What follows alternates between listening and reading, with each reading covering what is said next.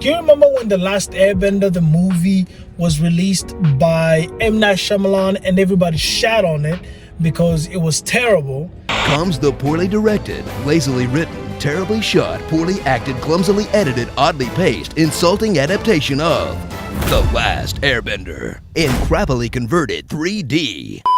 The writing. How much does a Fire Nation control? A lot of villages in the Earth Kingdom, like around here. They haven't been able to conquer big cities like Ba Sing Se, but they're making plans, I'm sure. So, are you the Avatar Ong? The dialogue. Earthbenders! Why are you acting this way? You are powerful and amazing people. The action.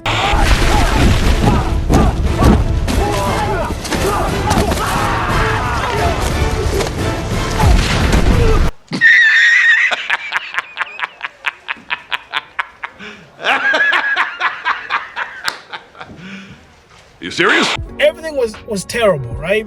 And so Netflix then announced that they were going to be working on another live action of Avatar: The Last Airbender, right? Way before One Piece. And so, like the One Piece, the original creators were part of the procedure. They were part of the plan to make this live action and make it awesome, just like a lot of people were hoping, just like they did One Piece. And so, lo and behold, the original creators, they left. They left the project. They're like, no, we're not doing it. So you're saying maybe they can still salvage this or either cancel it. So they didn't cancel it. And so we thought they were going to salvage it. There's articles now. Articles are coming out or were coming out. It's in the past. Anyway, it comes out. Everybody is hating on it now. If you look on TikTok, YouTube, everyone is hating on it because of these new articles. How dare they make Avatar: The Last Airbender less sexist? In a recent interview with the cast of the new live-action show, they've come out to say that they've made Sokka's character less sexist. I was rooting for you! We were all rooting for you! How dare you! How could you? I thought you were my friend. I trusted you! Alright, so this week we got not one, but two pieces of horribly troubling news about the upcoming Last Airbender live action on Netflix. One, that the showrunner wants it to appeal to Game of Thrones fans. Oh shit, here we go again. And two, that they will be toning down the sexism, especially coming from Sokka. One thing, so we'll start with what they're doing wrong and, we can go from there, right? The first problem, they're trying to make it, they're trying to not cater, they're trying to have fans or people who loved Game of Thrones to enjoy the Avatar one as well. So they're trying to cater to them essentially. Problem is, there are two different shows from two different genres that have nothing to do with each other. And so this for me just comes off as the creators of She-Hulk not knowing how to create a law courtroom drama and still being given the project. Creating a show about one medium but catering to another medium is not how you make a good show. You make the show and cater it to its fans, the people who grew up watching it. That's how you make it more successful, just like they did with One Piece. Yes, in One Piece there were some scenes that got changed out. For example, Don Krieg, instead of him fighting Luffy, he got offed by Draco Mihawk, which in my opinion made the show all the better for it, with the way, especially the way they introduced the posters and the way Don Krieg interacted with his wanted poster. I loved it. I've rewatched One Piece so many times, and it was all the better for it because they catered to the fans of the One Piece anime. They didn't want to make it look like a Naruto or like cater to some Game of Thrones. They were like, this medium is usually loved by the One Piece fans, so let's make a live action based on them, right? So looks like the creators of the Atla live action are doing the complete opposite, right? And that's gonna be to the detriment of the show, right? Second, they removed Sokka's sexism. I don't know if they removed all of it, but if you're a fan of Atla, right, and you've watched it from the beginning to end like I have, right, you know that Sokka's sexism is a part of his character, right? He grew up in a village where his dad left for war, but he wasn't taken, so he was the only one left, and so he stayed to guard the village, right? That was a coping mechanism, especially given that he doesn't even remember who his mother is, right? Or how she looks like or something like that. And in fact, he looks at Katara as if she's his mom, and most of the time she acts accordingly. A bunch of girls, huh? The Unagi's gonna eat well tonight.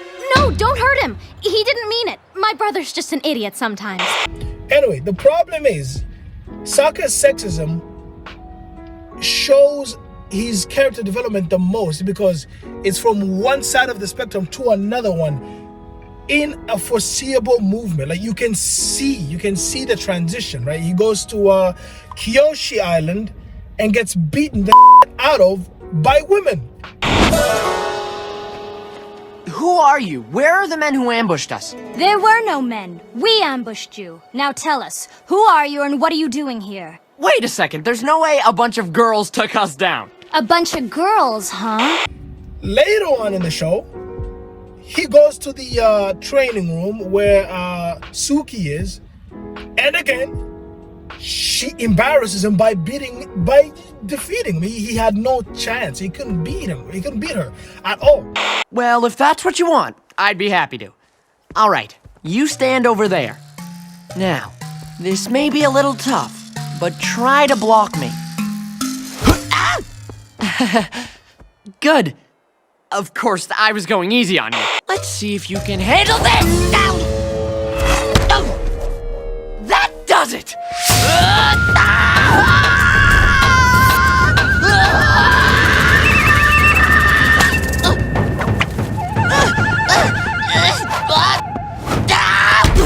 Anything else you want to teach us?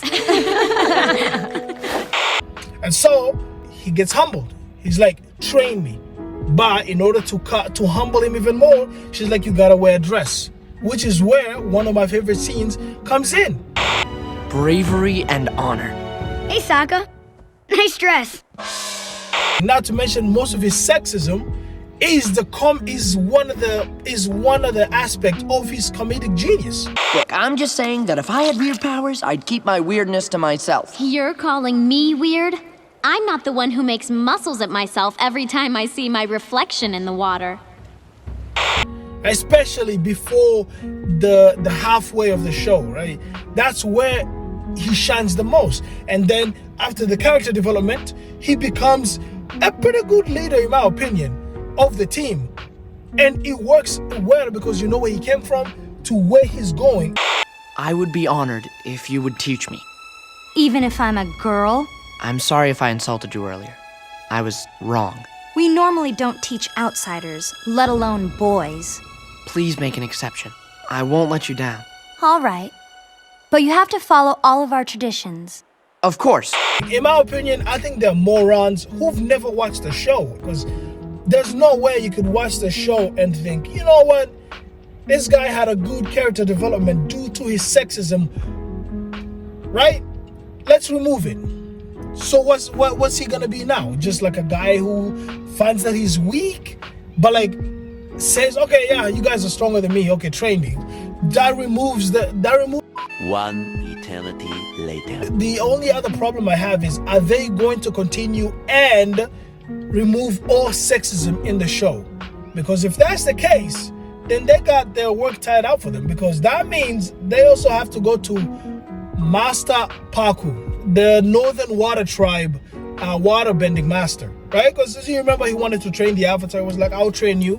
Katara was there. He was like, I want to train as well. And he was like, no, we're not going to do that. You're a woman. You don't bend. She challenges him, which, by the way, she loses because rightfully so, he's a waterbending master. But... It's my necklace. No, it's not. It's mine. Give it back. I made this 60 years ago. For the love of my life. For Kama. My grand-gran was supposed to marry you? I carved this necklace for your grandmother when we got engaged. I thought we would have a long, happy life together. I loved her. But she didn't love you, did she? It was an arranged marriage. He finds out that she ran away from him and moved to the opposite side of the world. Right? She just didn't like this guy so much that she moved from the north to the south because she was like, nah, son, this guy is trash. He's like, oh, I'm a terrible human being, or something like that. And then guess what he does? He's like, I bet, yo, let me train you. Like, why the not? She becomes a very good teacher, right? So for me, I feel like when it comes to messaging, right, that's the one thing they should remove, especially if the thing they're trying to remove is a big part, is an integral part of the character. Sokka's sexism, Katara's stubbornness, like, all that stuff should stay in because that's the whole point of the show. The show was made for kids, and now those kids are grown up, yes, but they'll still like to see that show done justice, just like it was. You can't say, oh, One Piece was aired like in the 19-something. It's a long time ago. Those fans have already grown up. Let's make it R-rated, or just like have a bunch of main characters die or something. Change everything about them.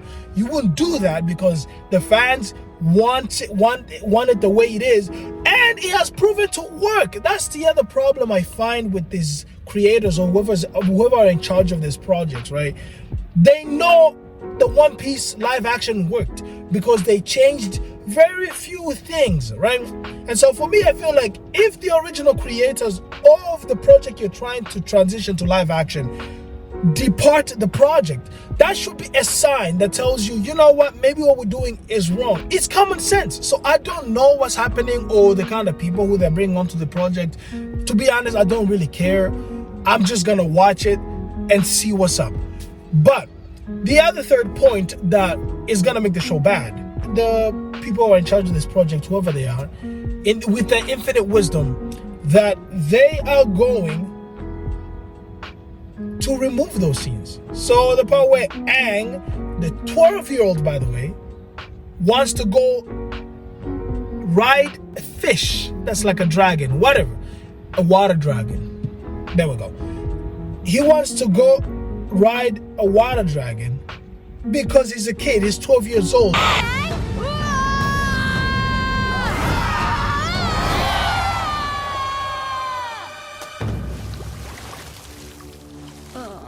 Like, that's the whole point of the series, is that the first half is just him moving around. The war is happening, but it's not that serious, so they're having fun. Those clouds look so soft, don't they?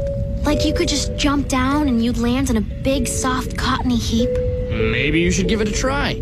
You're hilarious. I'll try it.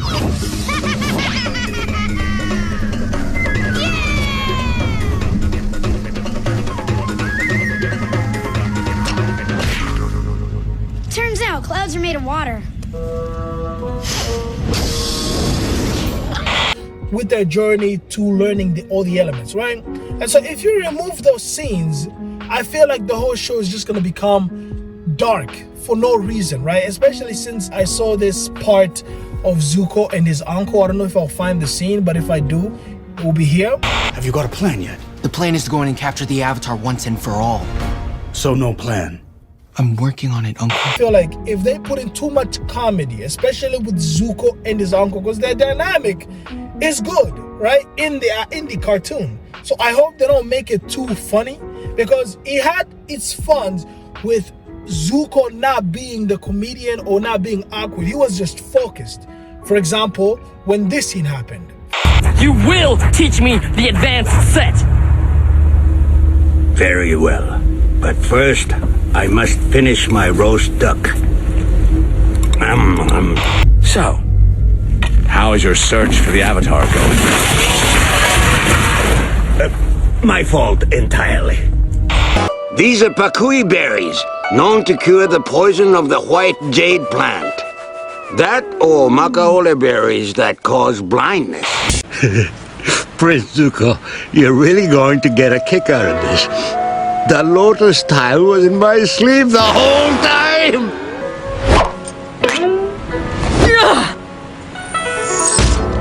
Or the other part of this scene. The Avatar's on Kyoshi Island?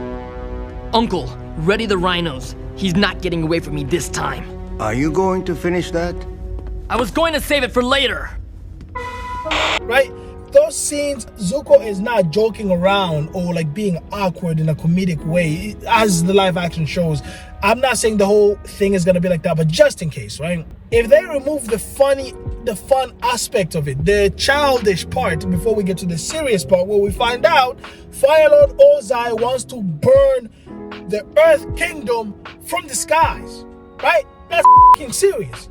But we have to be at first the child, like have fun around. So here we know what Aang is, what he has to protect the world from, right? That's what we need to know. But for some reason, with these people in the infinite wisdom, they just decide we'll do what we want because we're in charge. I don't know. It makes no sense most of the time. And so it's like they've been hiring people who, I don't know if they want to put a name for themselves, but like essentially they just decide to do or make choices that are just questionable, or like they said with soccer sexism, iffy, right?